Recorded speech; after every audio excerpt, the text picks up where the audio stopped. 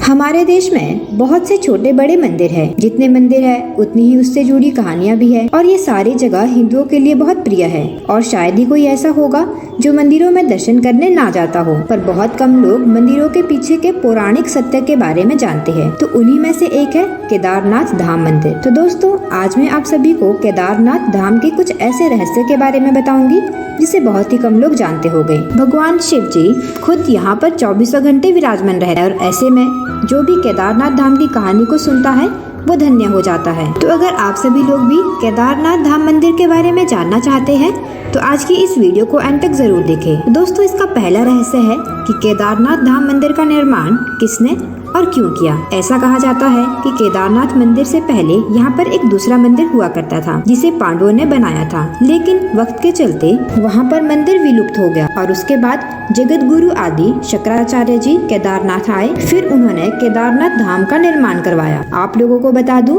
कि केदारनाथ के पीछे ही उनकी समाधि भी है। तो दोस्तों, क्या आप जानते हैं कि केदारनाथ में शिवलिंग की स्थापना कैसे हुई थी? जब महाभारत युद्ध के बाद पांडवों पर अपने भाइयों और सगे संबंधियों की हत्या का दोष लगा, तब भगवान श्री कृष्ण ने उन्हें भगवान शिव से क्षमा मांगने का सुझाव दिया था, लेकिन महादेव पांडवों को क्षमा नहीं करना चाहते थे। इसीलिए भगवान शिव ने पांडवों के सामने ना जाने के लिए नंदी का रूप धारण कर लिया और पहाड़ों में छुप गए, लेकिन महावीर भीम ने उन्हें देखते ही पहचान लिया।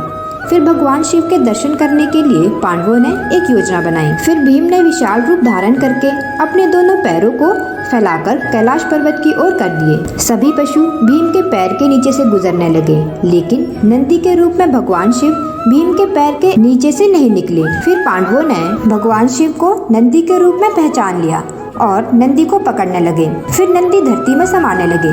तभी भीम ने नंदी का पिछला भाग कसकर पकड़ लिया। फिर भगवान शिव ने पांडवों की भक्ति से प्रसन्न होकर उन्हें दर्शन दिए और पांडवों को पाप मुक्त कर दिया।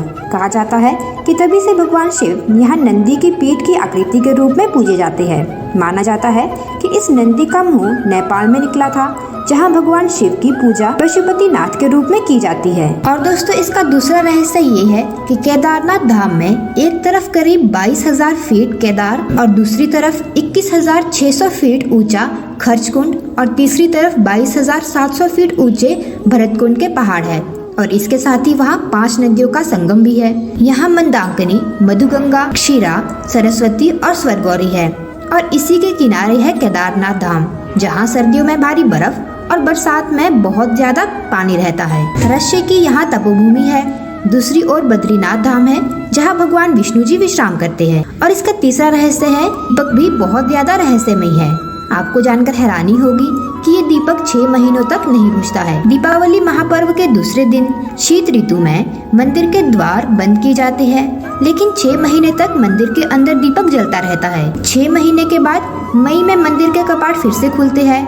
फिर उत्तराखंड की यात्रा प्रारंभ होती है। 6 महीने तक जब ये मंदिर बंद होता है तो मंदिर में और उसके आसपास कोई नहीं रहता, लेकिन फिर भी 6 महीने तक दीपक जलता रहता है और पूजा भी निरंतर होती रहती है। जब कपाट 6 महीने बाद खुले जाते हैं तो वैसी की वैसी सफाई वहाँ देखने को मिलती है जैसे मंदिर को बंद करते वक्त छोड़ी थी। तो दोस्तों, केदारनाथ धाम के मंदिर में महादेव के दर्शन करने कौन कौन गया है कमेंट करके जरूर बताएं। और महादेव के सभी भक्त कमेंट बॉक्स में हर हर महादेव जरूर लिखें। और रोजाना ऐसे ही रहस्यमय वीडियो देखने के लिए सब्सक्राइब कीजिए हमारे YouTube चैनल को।